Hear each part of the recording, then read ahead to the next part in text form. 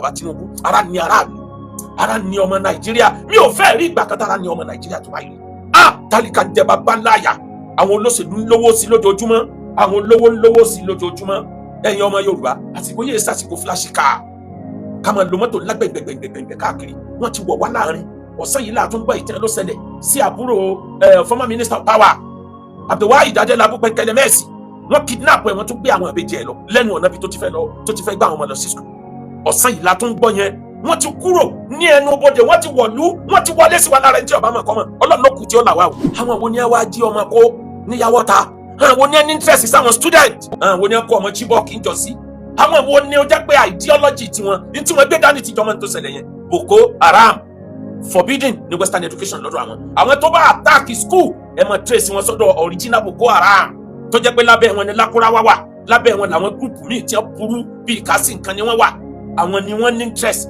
lórí ọ̀rọ̀ ọmọdé why tán ní interest lórí ọmọ school wọ́n mọ̀ ní tẹ́ǹtì tó tóbi nínú igbó tó tóbi tó lè gba 1,000 yàn lẹ́ẹ̀kan náà wọ́n ní tẹ́ǹtì yẹn wọ́n wà well organized pẹ̀lú nǹkan tí wọ́n gbé dání wọ́n àdẹ̀ bẹ́ẹ̀ anybody fi ṣeré bọ́ ọba bá wọn ṣeré ẹ̀mí ọ̀pọ̀ sí wọ́n rí pé ààrẹ Nàìjíríà kò wá láti negotiate okay nígbà tá a bá wọ zone tiẹ̀ gangan àwọn tó dánwò mọ́sọ̀ wọ́n mọ̀ pé ilẹ̀ Yorùbá ló lẹ́nu ilẹ̀ Yorùbá ló láriwo ẹ wọ àwọn ọmọ tí wọ́n kọ́ ní Yawata tí wọ́n kọ́ ní Oríire local government ẹ wọ ariwo yẹn bó ṣe ta ní tìtorí pé ilẹ̀ Yorùbá ló ní mídíà nínú gbogbo ọ̀nà mẹ́tẹ̀ẹ̀ta ilẹ̀ Yorùbá ló ní instrument ariwo dání ní tó bá ti ṣẹlẹ̀ ilẹ̀ Yorùbá gbogbo àgbọ̀ yóò gbọ́ kíákíá wọ́n wá gbọ́ nísìnyí àbí wọn gbọ́ àìmọye ìlú tó wà láàrin national park bẹ́ẹ̀ sẹ́ rí kìnìún lẹ́ẹ̀mọ rí ẹkùn wọ́n gáìdì wọn pẹ̀lú orin ni wọ́n lè jáde wá wọ́n sì máa ń jáde sáàrin ìgboro lẹ́ẹ̀kọ̀ọ̀kan torí àwọn ìjọba yẹn fi kíní yẹn méèkì owó àwọn òfin tiwa méèkì kankan kò sí ẹran pàtàkì kan bẹ́ẹ̀ ènìyàn ló kù jẹ́ ń pa bẹ́ẹ̀ o ẹ̀wọ̀n tí ẹ dẹ̀ sílẹ̀ ẹ gbọ́dọ̀ dálẹ̀ padà fáwọn tó nílẹ̀ ní tẹ́ ẹ bá mọ̀ pé ìjọba ò ní nǹkan tí ó fi bó iṣẹ́ kí ló dé tá à ń kó igbó bora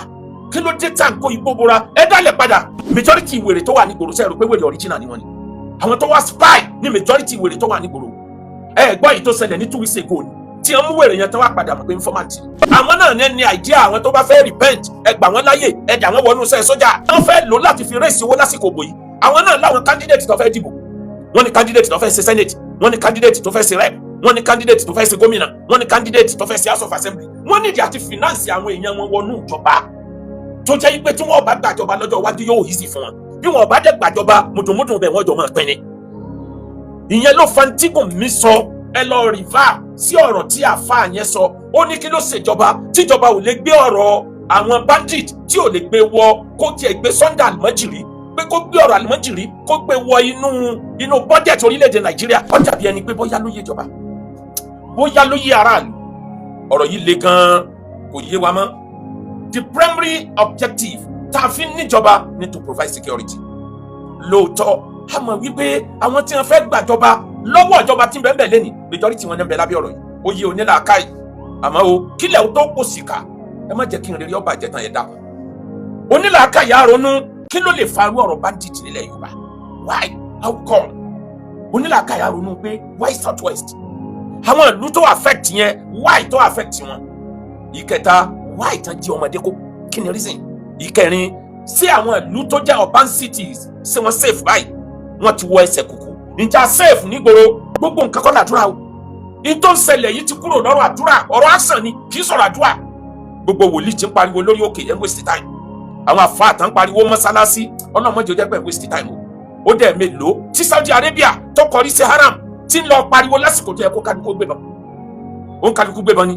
ó dẹ̀ mélòó tí Israeli tí ń ju bọ́ọ̀bù kiri ayé tó fẹ́ pa gbogbo ayé run ó dẹ̀ mélòó tẹ́ gbọ́ pé Israeli lọ dìbò ti Jericho nínú ogun.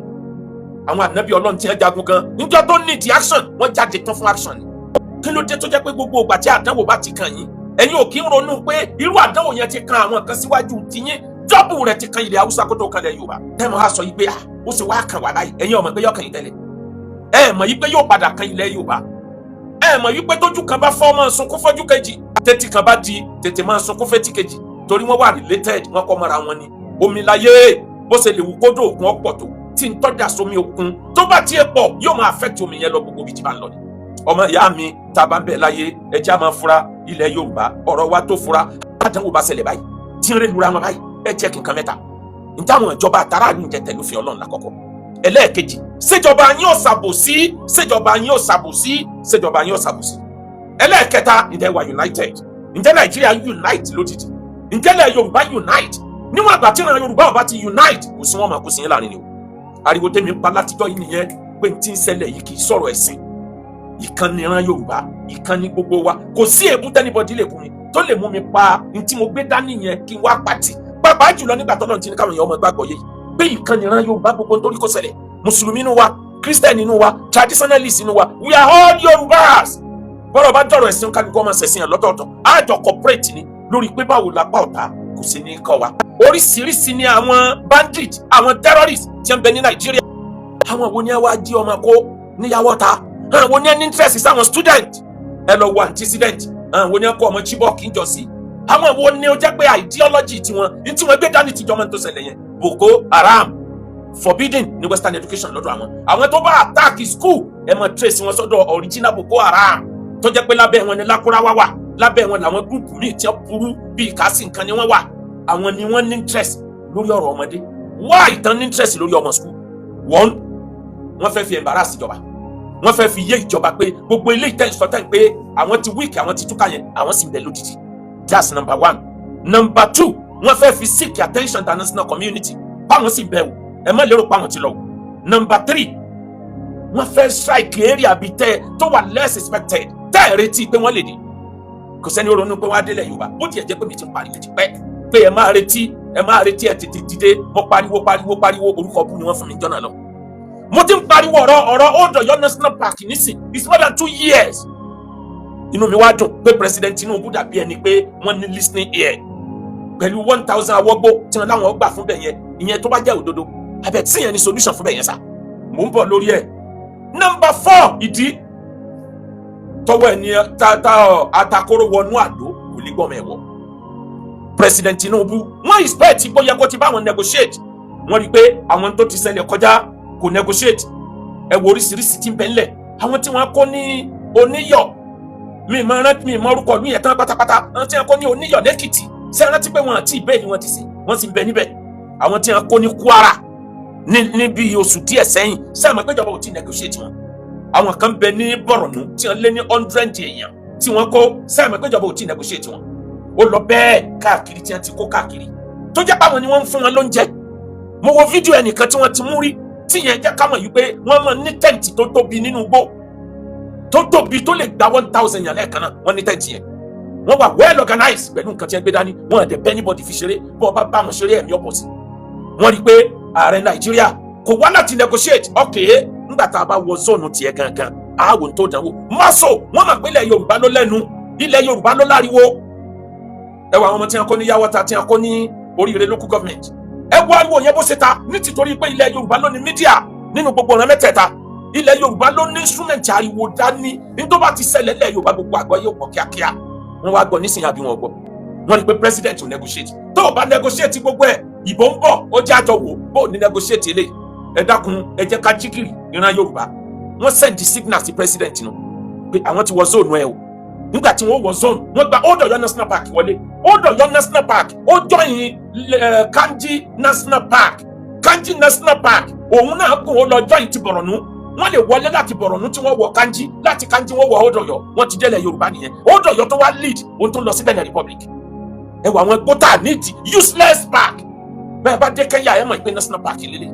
Àìmọye ìlú tó wà láàrin National Park bẹ́ẹ̀ sẹ́ rí kìnìún lẹ́ẹ̀mọ́ rí ẹkùn. Wọ́n gáìdì wọn pẹ̀lú orin ni wọ́n lè jáde wá. Wọ́n sì máa ń jáde sáà ní ìgboro lẹ́ẹ̀kọ̀ọ̀kan. Torí àwọn ìjọba yẹn fi kíní yẹn méèkì owó. Àwọn òfin tiwa méèkì kankan. Kò sí ẹran pàtàkì kan bẹ́ẹ̀ ènìyàn ló kù jẹun pa bẹ́ẹ̀ o. Ẹ̀wọ̀n tí ẹ jẹ sílẹ̀ ẹ gbọ́dọ̀ dálẹ̀ padà fáwọn tó nílẹ̀ ní tẹ́ ẹ bá mọ̀ pé ìjọba ò ní nǹkan tí ó fi gbó ìṣe. Kí ló dé tá à ń kó igbó bora? Kí ló dé tá à ń kó igbó bora? Ẹ dálẹ̀ padà fáwọn tó ní. Number 4 tó tún yẹ ká kíyèsí. Tẹ́ ẹ bá fura dáadáa ní 2015 àwọn tí wọ́n kó kan bẹ tí wọ́n ti negotiate dòní tí wọ́n ti di. Àwọn ti 2020 wọ́n kó àwọn 303 students. Àwọn ti 2026 ń bẹ 176 villagers tí wọ́n kó. Àwọn ti Woro ti Kwara ń bẹ ń bẹ. Àwọn ti Kubwa ní FCT l'Abuja èèyàn 16 wọ́n ń bẹ ń bẹ. Àwọn 42 èèyàn tí wọ́n kó nílùú kan tí wọ́n ń pè ní Askira Uba local government area Borno àwọn náà ń bẹ ń bẹ. Àwọn Tọ̀yọ́ state Oríire local government 44 or 46 àwọn náà ń bẹ ń bẹ. Kí ni reason tí wọ́n fi ń strike nígbà tí bò ń bọ̀ yìí? Onílàkà gbọ́dọ̀ ronú ìjọba. Àwọn iṣẹ́ tó yẹ kí ìjọba ó ṣe kan ronú ni pé why lásìkò tí bò ń bọ̀ nǹkan mẹ́ta ni wọ́n torí ẹ̀ strike. Àkọ́kọ́ ìjọba tí ò negotiate ìjọba mọ̀ tí ń ṣe o.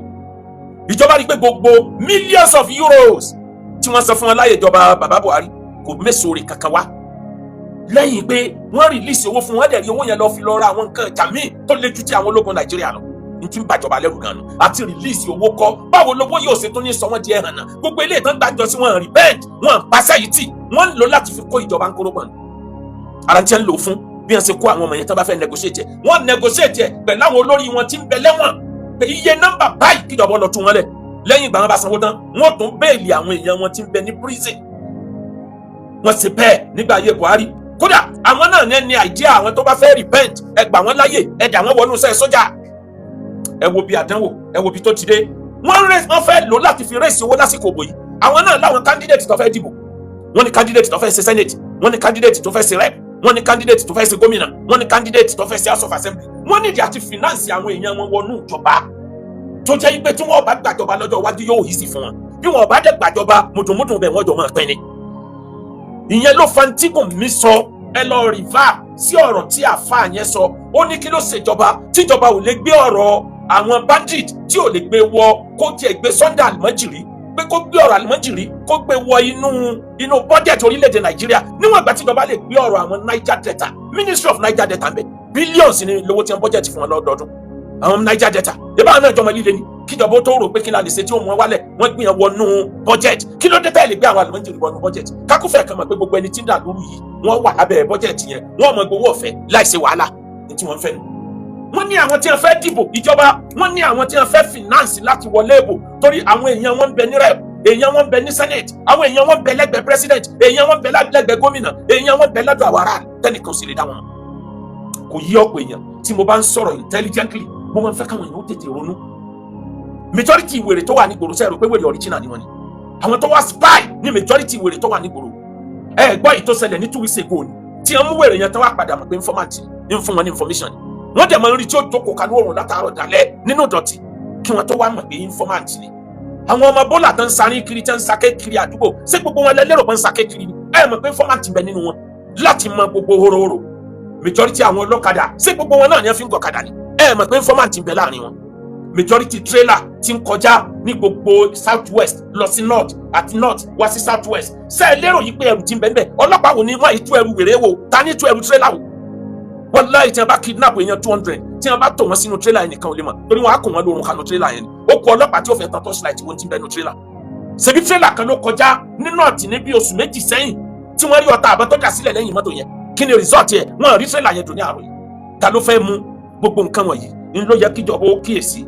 Ẹ rí pé the same system tí wọ́n lò fún Jonathan náà lò fún Tinubu bọ̀ wàláì kò sí ń tà léwu tí kìíní ìbá continue fóṣù méjì sí ìjọba yóò sú ọmọ Yorùbá yóò sú ọmọ Haúsá yóò sú ọmọ Ìgbò tó bá continue báyìí tí mo bá tètè check ló jẹ́ kí n sọ́n bí wá sí tí mo ṣe kọjá mo ní president Tinubu ọ̀pọ̀ wọ̀gbẹ́ tó o bá tètè gbé ọ̀bọ̀ wọ̀gbẹ́ ọ̀bọ̀ ògbẹ́ ọ̀wọ̀gbọ̀ mo sọ bẹ́ẹ̀ níbi wá sí tó kọjá lọ number 7 àbí number 8 wọ́n wá enabling environment táwọn ti lè operate igbó ni enabling environment tí wọ́n torí àwọn pé àwọn sójà wa wọn mọ̀ mọ́ọ̀tì ni wọn kí n lo gorilla war mi lè sọ pé wọn mọ̀ conventional war common war làwọn sójà wa tó jẹ́ pé wọ́n lè gbé bulldozer wọ́n lè gbé machine gun dé ibi ojú ìjà àwọn majority àwọn sójà wa ò kí ń lo ìjà pé inú igbó ẹ jẹ́ káwọn náà gbọ́kadà àwọn lè rìn láti bíbá ìdẹ́bà ìdúkùrí láì lọ́kadà ẹ̀yọ̀kan wọ́n mọ̀ bí wọ́n ṣe ń fi ọ̀kadà la ìgbẹ́ nínú igbó àwọn tiwa bọ́ǹbù lágbè dání ó sì níbi tí bọ́ǹbù lè ti kọjá àwọn ibì kan bẹ tí ò lè kọjá tó bá wá rí bẹ́ẹ̀ ẹ tẹ̀lé mọ̀ràn bàbá Ọbásanjọ́ ó ní ẹ lọ fi wọn bí ìgbà tí ń fi ẹ̀fọn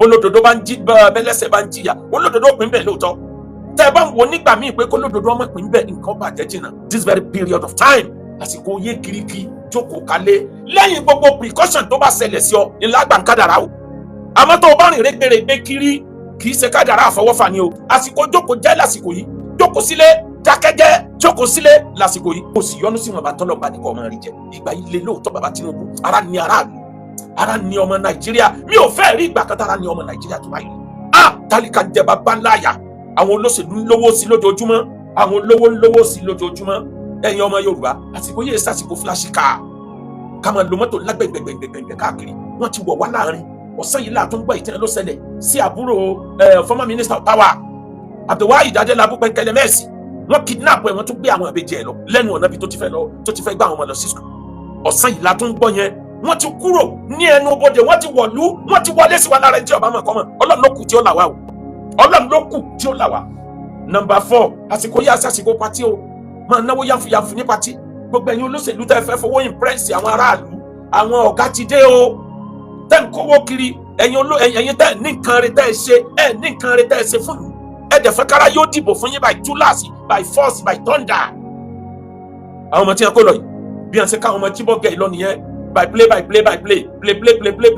Nígbà wọ́n fi láwọn ọmọ gbà, àwọn ọmọ kéékèèké, àwọn ọmọ tí wọ́n lọ ní young girl, màmá ni wọ́n bá dé, wọ́n ti di màmá, wọ́n ti di Mrs. Mama, Mrs. Old Woman ni wọ́n bá bọ̀, Mrs. Ọmọlẹ́yìn ni wọ́n bá bọ̀, Mrs. Oyunkun ni wọ́n bá bọ̀.